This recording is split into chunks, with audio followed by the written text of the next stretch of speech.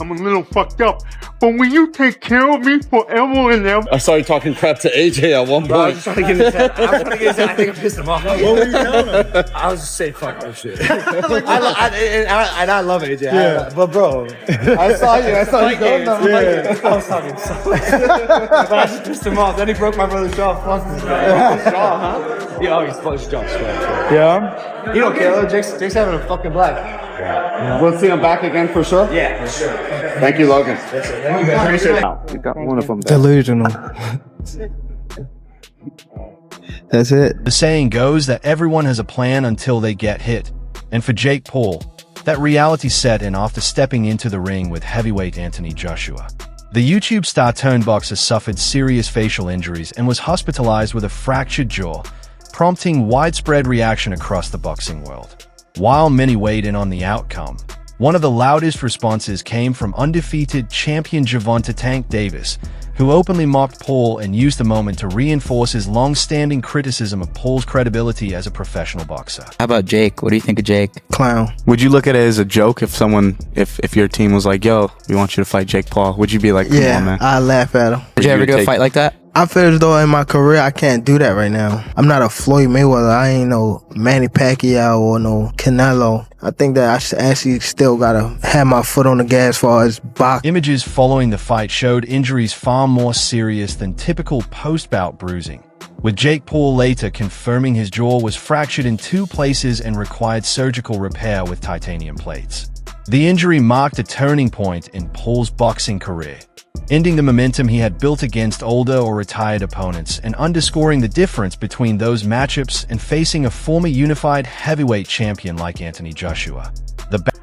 Ryan Garcia, right after Jake Paul got knocked out, 2 million views later, right? He posted this.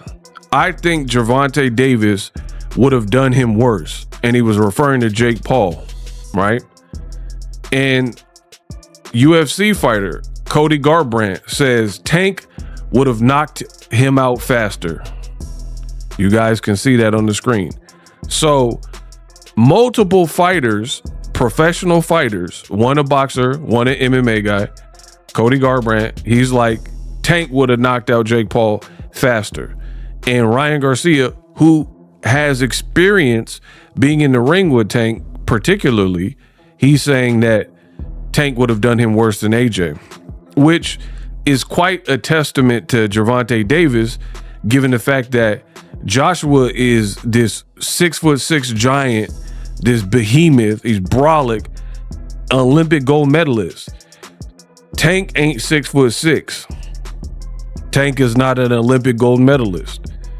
And you got people, fighters, not just people off the street, but professional fighters who believe that the Jake Paul Tank fight shouldn't have drew criticism from across the boxing world, with many calling it a clear mismatch. Among the most vocal reactions was Gervonta Davis, who publicly mocked the outcome online, framing the loss as confirmation of long-held doubts about Paul's legitimacy as a professional boxer and reigniting their long-running rivalry. Anthony Joshua couldn't have done any more. When you get in the ring with somebody that is constantly trying to just survive and run, you can't do anything about it. Our sport is built up of journeymen, like what Jake Paul did. He's trying to survive, he's not trying to engage. And so therefore, it's your job to cut him down and catch up to him. I think Anthony Joshua it was basically open to a lot of criticism because this guy didn't come to engage. If he came to engage, then it would have been a completely different story. And I understand the frustration of the general public when they're saying they should knock him out in 1 to 2 rounds. I get that because Jake Paul is being brilliant at annoying and getting under the skin of everybody, which you really in our sport, if you can evoke emotion from the fans, you're doing a great job. So what Jake Paul did was got in the ring. I think he realised the task in hand when he stood there in that 22-foot ring. He sees an Adonis of a fighter, former world champion, Anthony Joshua in another corner, and that's when reality hit fiction. Everything he had in his head, everything he thought that he could possibly do, had disappeared, slipped out the ring. with the cornermen, slipped out of the ring, and he thought, wow, this is for real. And even a little jab that just gently missed him, you could see him thinking, what is this about? So it was a case of survival. And to me, I didn't want Anthony Joshua to knock him out, if I'm honest with you. I thought, you've got to make this kid have a reality check. And that's what he actually did, because Jake Paul himself said, I was shattered. This guy, everything I thought I could do, I couldn't do. Boxing looks so easy on the TV. Boxing looks so, matter of fact, no big deal. Years of tension between Gervonta "Tank" Davis and Jake Paul stemmed from failed fight negotiations and doubts about Paul's legitimacy as a boxer. After Paul's loss and jaw injury, Davis publicly mocked him, seeing it as the predictable result of stepping into elite competition unprepared.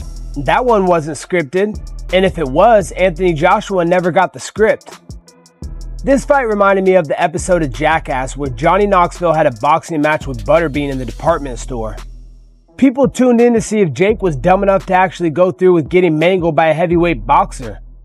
And just like Johnny Knoxville, Jake delivered in embarrassing Jackass fashion. Jake didn't prove he was really tough or a real boxer, he just proved he's really stupid. Can't believe people actually bet on a Disney Channel kid to beat an Olympic gold medalist and world heavyweight champion. That whole show was an embarrassment. I wouldn't be surprised if Jake's done cosplaying as a fighter for good now. Hang the gloves up, Jake. There's no shortcuts or anything that can ever inject you with that will make you a real fighter. Go sell deodorant to broccoli-headed teenagers or whatever it is that you do. Leave the fighting to the professionals. Leading up to the fight, Jake Paul faced criticism not just for his confidence but for controversial promotion tactics, including AI-generated images showing himself kissing Anthony Joshua and Gervonta Davis. Many saw it as disrespectful, fueling backlash from fans and the boxing community. When Paul was ultimately knocked out, some viewed it as the predictable consequence of his provocative stunts and underestimating a top-tier opponent. Paul, what'd you think of the fight? Oh, God. I think the gig is up. I'm just tired of Jake Paul as a boxer. I think he's done a fantastic job. He dressed up like Hulk Hogan. I just don't know how many more times Netflix is going to go to bat for him. But I think they will one more time because, the axiom is basically if you draw money, you're going to be getting chance after chance until you're not drawing money. And then you'll still get a couple more chances after that because he did draw money. And that's kind of where he's at right now. He's going to draw with Tyson. He's going to draw on this one. And so he's going to get a couple of more chances, with Netflix. And they'll pay that, good for him. They'll pay that money. But, man, these are, this was just a bad fight. And made boxing look bad. Made boxing look bad in many ways. Especially it just was a circus and the guy, going for takedowns and the ref's not doing anything. I thought the ref was terrible. Thought Joshua, was not good. Hurt himself. And then he even admitted it. And Jake was just out there not trying to win a boxing match. He was trying to survive and get the moral victory so he can go out there and be, I lasted 6 rounds with Anthony Joshua. And he survived 6 rounds with him. He survived all right. But he never quit. Like somebody I know. Inside the ring, analysts described Jake Paul's performance as alarming, noting that he appeared more focused on surviving than competing. Facing a seasoned opponent like Anthony Joshua, who has fought elite champions such as Usyk and Klitschko, Paul's inexperience was evident, highlighting the gap between viral fame and the years of discipline required at boxing's highest level. Unbelievable heart. He was dancing around, and there's no shame in that. There's no shame in that because we have weight classes for a reason. But it was an unbelievable heart, right? It was a good show. It was a great show. Jake lost because of the size difference, not because of the skill difference. AJ was hanging on that neck, pushing him down. And when you have someone that heavy constantly doing that, it does suck the energy out of you. So Jake Paul lost because of the skill difference, not the size difference. I'm sorry. I'm not trying to, insult this guy. I'm not. But I'm as a fighter, as a former fighter, as someone that's very experienced in the world of mixed martial arts and combat sports in general, right? This is a crazy shout. He lost because he was smaller. He lost because of the size difference. He also lost because he had no business being in there with him. Anthony Joshua is by far a better boxer. Of course he is. You know this. Every one of you watching this knows that. I know that. The whole world knows that. And of course, this guy's his manager, so he's going to spin it. But there is a reason why we have managers. We have managers to protect us from... Analysts say Jake Paul looked overwhelmed in the ring against Anthony Joshua, struggling to survive rather than compete, showing the clear gap between viral fame and elite boxing experience. Very easy question to answer, very easy question to ask off the top. And I'll ask you the same one that I asked AJ. What did you make of that fight? What are your impressions of that fight? I mean, I thought it was much better than I thought it would be. I mean, I know that people are going to say, well, Jake was running and Jake was hold. But listen, I mean, at the end of the day, Jake had one job, and that was to try and survive. I mean, he was never, ever going to win the fight, ever.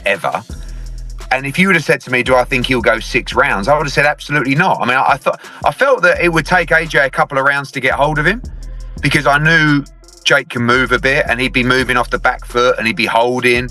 But it was the way that he did it, I think, was actually quite impressive. Like, not that particular part, but the way that he would, the way that he was strong in the clinch. He wouldn't let AJ get his shots off in the clinch. He made him miss a few times. And obviously AJ's been out of the ring for a while. But to be honest, I think the most fascinating thing of the whole night in terms of the fight was how he didn't get flatlined by that right hand. I mean, I said going into the fight, it's probably going to take AJ a few rounds to get hold of him. And I also said, as soon as he lands clean, the fight's over, right? He landed a few before, but the first that he landed really clean was the final shot. But, he never flatlined Jake. I mean, he did break his jaw in 2 places, which is a disaster, but there are a lot of heavyweights that would have been out cold from that right hand. I mean, one of them was Francis Ngannou in a pretty similar shot, really. Do you know what I mean? So I actually give Jake unbelievable credit for doing it in the first place, but his performance as well. I mean, I stand by the fact that I think he's just a decent cruiserweight, but he did go in with Anthony Joshua, and look, the world is full of criticism and opinions and negativity. Who else is doing what he's doing at what is he, late 20s? I mean, quite phenomenal. I mean, the guy's a complete madman. I'm watching him come out to that ring walk, and he's just an incredible entertainer. And I'm sort of standing in the ring going, is he for real? And he did all right. I mean, I know people will talk about the holding, but his job was to survive, and he survived for nearly 6 Looking ahead, Jake Paul faces a long road to recovery after his jaw surgery, and the psychological impact of such a serious injury will be significant. While he has talked about moving back to cruiserweight and pursuing a fight with Canelo Alvarez, many in the boxing community see his realistic path as returning to matches against influencers or retired fighters, as his experiment against elite competition was decisively ended by Anthony Joshua.